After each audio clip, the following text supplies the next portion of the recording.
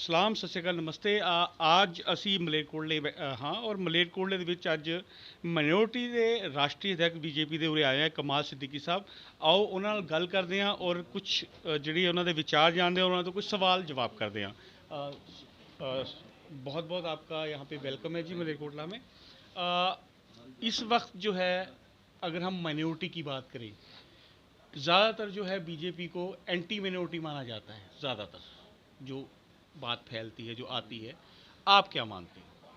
मेरा ऐसा मानना है कि जब तक हम लोगों के बीच में नहीं जाएंगे, हर चीज़ को पहचानने का एक पैमाना होता है। जी अगर किसी गर्म चीज़ को पहचानिए, इसको छूना पड़ेगा। जी उसको देख के पहचान नहीं सकते कि ठंडा या गर्म है। जी अगर नमक और शक्कर को पहचानना है तो हमें उसको ज़बान पर रखना पड़ेगा।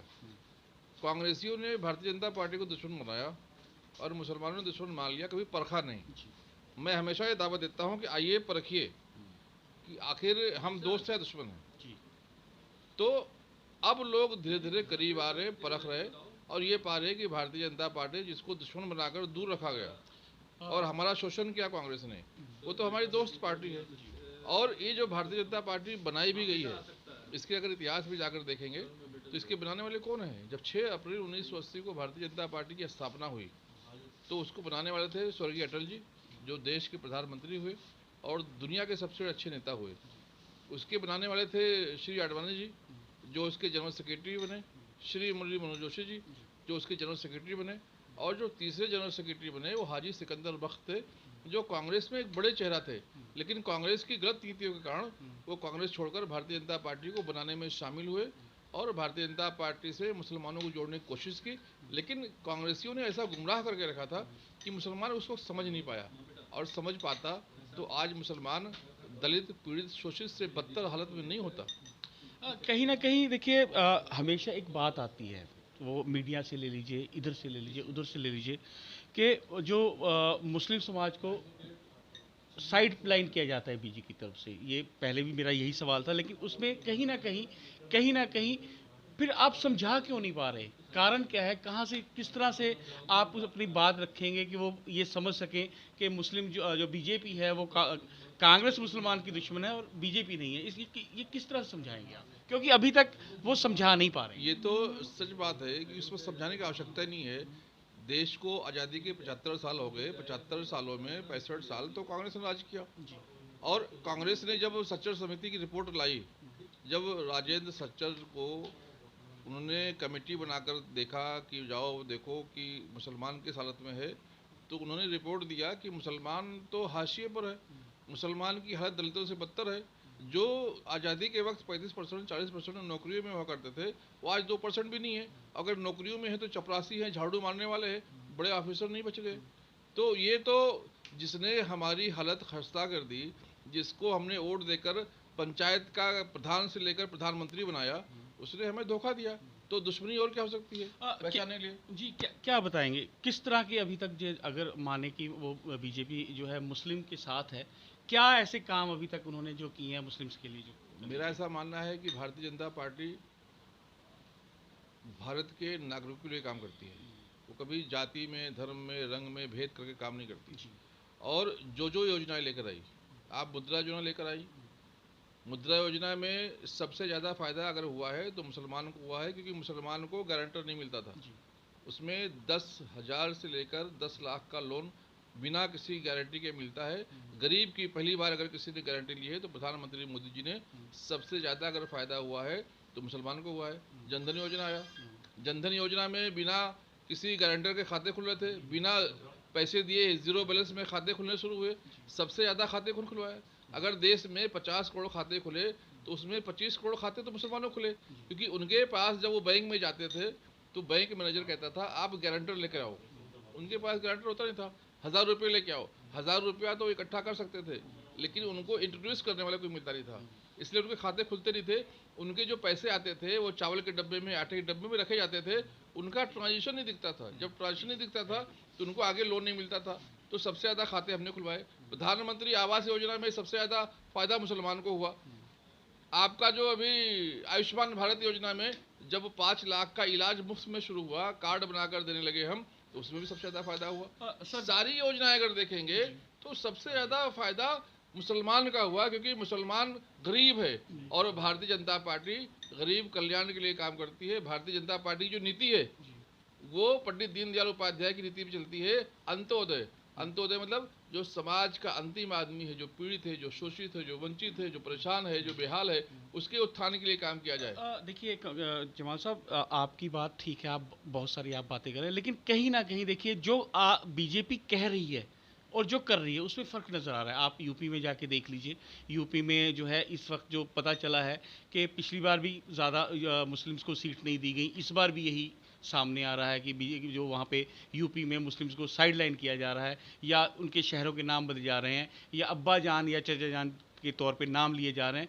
उस पर क्या कहना चाहेंगे आप? मेरा ऐसा कहना है कि भारतीय जनता पार्टी आज से नहीं, जब बनाएगी, मैंने कहा जब भारतीय जनता पार्टी बनाई गई तो उसके 4 लोगों में से एक मुसलमान थे, हाजी सिकंदर बख्श। नहीं तब सर, से मैं लेकर सर आज तक सर देखिए भारतीय जनता सर मेरी बात सुनिए मेरी आप। जमाल साहब मेरी बात सुनिए, आप बात उधर लेके जा रहे हैं, मैं कुछ और बात कर मैं रहा हूँ। शुरू से कह रहा हूँ, हमने हमेशा मुसलमानों को साथ लेने का काम किया, लेकिन ये कहीं ना कहीं एक गैप था, एक दूरी थी, जो मुसलमान उस बात को समझ नहीं पाए। अब वो बात नहीं है। अब मुसलमान ने 7 साल प्रधानमंत्री मोदी जी की सरकार को देखा है, 4.5 साल योगी जी की सरकार को देखा है, पंजाब में भी भारतीय जनता पार्टी अलायंस को सरकार को देखा है, अब कांग्रेस की सरकार को भी देख रही है। तो कुल मिलाकर अब वो उनके अंदर समझ आ रहा है। और जहाँ तक आप टिकट की बात कर रहे हैं, भारतीय जनता पार्टी में मुसलमानों को टिकट देने के लिए संविधान में संशोधन की आवश्यकता नहीं है जी। लेकिन ऐसे लोग हम तैयार नहीं कर पा रहे थे, हम ये मान रहे हैं। अब हमारे लोगों ने ऐसी तैयारी भी की है कि हम चुनाव जीत कर आएंगे। 300 लास्ट सवाल है मेरा, 370 और राम मंदिर के बारे में आप क्या कहेंगे? वो तो सवाल ही खत्म हो गया। जी। राम मंदिर जो है ये देश ठीक में हुआ बन रहा है, कैसे? देश का बच्चा बच्चा उसका स्वागत कर रहा है, क्योंकि सुप्रीम कोर्ट ने फैसला दिया है। हम संविधान को मानने वाले लोग हैं। जी। और 370 समाप्त करके जो वहाँ पर फारूक अब्दुल्ला की सरकार चल रही थी, जो वहाँ पर उमर फारूक की सरकार चल रही थी, जो वहाँ पर मुफ्ती की सरकार चल रही थी, जो अलगाववादियों की सरकार चल रही थी, ये सरकारों के फायदे सिर्फ 3 परिवार को मिले हैं भाई साहब। जनता के पास कुछ नहीं जा रहा था। अब जनता तक सरकारी योजनाएं पहुंच रही हैं, अब जनता तक लाभ पहुंच रहा है। अब हिंदुस्तान का हर आदमी कश्मीर में अपना हक समझ रहा है और वहाँ पर विकास की गंगा बहने शुरू हुई है। तो इसका तो स्वागत लोगों ने किया और उसका सबूत है कि अभी जब 6 महीना पहले वहाँ डीडीसी के चुनाव आए, डिस्ट्रिक्ट डेवलपमेंट कॉर्पोरेशन के, तो बड़े अच्छे लोकतांत्रिक तरीके से चुनाव हुए और उसका सबूत है कि सबसे ज़्यादा सीटें अगर जीत कर आई तो भारतीय जनता पार्टी की आई। अब लोगों ने वहाँ पर 370 समाप्त करने का स्वागत किया है, क्योंकि 370 सिर्फ नाम के लिए था, उसका कोई उपयोग नहीं था। मैं जमाल साहब खुद कश्मीर जाके आया हूँ, मैंने कवरेज भी किया है, उन्होंने इसे एक्सेप्ट नहीं किया, कश्मीरियों ने इसे एक्सेप्ट नहीं किया। नहीं, मुझे लगता है कि अगर कश्मीरियों ने एक्सेप्ट नहीं किया होता तो जब पहले चुनाव नहीं होते थे वैसे आज भी चुनाव नहीं होते। चलिए इस पे भी हम आगे चर्चा करें। आज की जो ताज़ा स्थिति है, कैप्टन साहब की स्थिति है, और जो है आपकी नवजोत सिंह सिद्धू की स्थिति है, कैप्टन साहब जाके मिले हैं और उनसे बात अमित शाह जी से बात हुई है, इसको आप किस पैराए में लेते हैं? मैं तो ये कहूँगा कि कांग्रेस में काम करने वाले नौजवानों को कैप्टन साहब की हालत को देखकर समझना चाहिए कि अगर हम किसी प्राइवेट लिमिटेड कंपनी में काम करेंगे तो हाल यही होगा कि उम्र के आखिरी पड़ाव में हमको दर दर भटकना पड़ेगा, क्योंकि भारतीय जनता पार्टी जनता की पार्टी है और कांग्रेस प्राइवेट लिमिटेड कंपनी है। सोनिया गांधी उसकी मालकिन है।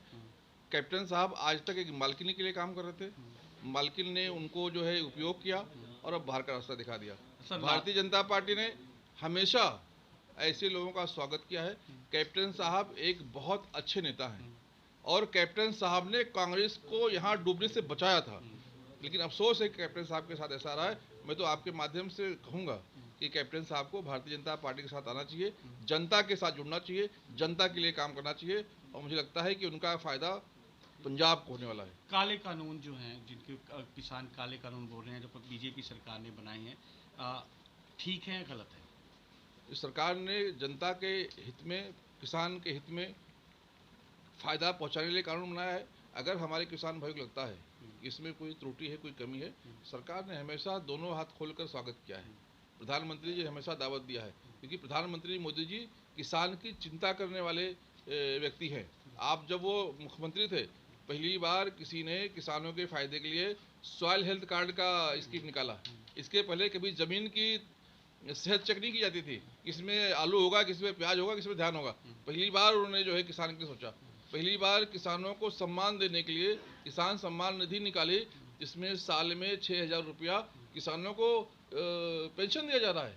हम तो हमेशा किसान के लिए काम कर रहे हैं, क्योंकि किसान हमारा अन्नदाता है, उसको कभी नुकसान नहीं होगा। आप ये मानते हैं कि ये ठीक है कानून? नहीं, मेरा ऐसा मानना है कि हमने ठीक माना इसलिए बनाया, अगर किसानों भाइयों को लगता है इसमें कोई कमी है, बात करें सरकार से। सरकार ने हमेशा स्वागत किया है। इस तरह की गुंडागर्दी कर कर जो आज चल रहा है पंजाब में, हम पंजाब की संस्कृति को बदनाम कर रहे हैं। अगर कोई मेहमान आता है उसको आप बंधक बनाते हैं, ये पंजाब की संस्कृति है। पंजाब की संस्कृति तो ये है कि अतिथि देवो भव, जो मेहमान है वो खुदा का जो है भेजा हुआ एक बंदा है। आज हमको जो है बंधक बनाया जा रहा है, जो आता है उससे उसको डराया जा रहा है, दहशत फैलाया जा रहा है। ये दहशत गर्दी कराने वाले लोग एक्सपोज हो चुके हैं। ये बाहरी ताकतें हैं जो हमारे भोले भाले किसान भाइयों को, यहाँ की जो है जो मासूम जनता है उसको इस्तेमाल कर रही है। और मुझे लगता है कि इसका जवाब 2022 के चुनाव में यहाँ का किसान भी देगा, नौजवान भी देगा, मुसलमान भी देगा। आप अगर कैप्टन साहब आते हैं, क्या कुछ ऐसा हो सकता है कि वो यहाँ के पंजाब का चेहरा बन सकते हैं? कुछ कैप्टन साहब तो देश का चेहरा बनेंगे। कैप्टन साहब का वो हाइट है, लेकिन कांग्रेस ने उनको दबा के रखा और कांग्रेस ने कभी उनको डेवलप नहीं होने दिया। सिद्धू जी बीजेपी से आए हैं, बीजेपी से इधर आए हैं और कहा है, कभी उनके बारे में आपके क्या विचार मेरा हैं? तो यही कहना है कि सिद्धू जी पागल हाथी है। जैसे पागल हाथी जब ठीक रहता है तो सामने दुश्मन से लड़ता है, और जब खराब होता है तो अपनी सेना को रौंद देता है। तो सिद्धू जी मेरे नज़र में एक पागल हाथी हैं जो अपनी सेना को रौंद रहे हैं। देखिए, अभी जमाल साहब जो हैं राष्ट्रीय अध्यक्ष हैं माइनॉरिटी सेल बीजेपी के, वो हमसे बात कर रहे थे, बड़ी बेबाकी से उन्होंने बात रखी अपनी। उन्होंने ये भी कहा कि वो मुस्लिम के विकास के लिए भी काम कर रहे हैं बीजेपी, और जो है हमेशा बीजेपी ने मुसलमानों के विकास के लिए काम है। उन्होंने राम मंदिर मुद्दे को सही बताया कि सही है, 370 को भी सही बताया, और वहीं उन्होंने नवजोत सिंह सिद्धू को पागल हाथी करार दिया है, और साथ ही कैप्टन साहब को हो सकता है आने वाला चेहरा करा दिया है। इसी तरह हम रेगुलर जो है ऐसी कुछ लोगों से, ऐसी कुछ शख्सियों से बात करते रहेंगे। हुसैन शेख, D5 मलेरकोटला।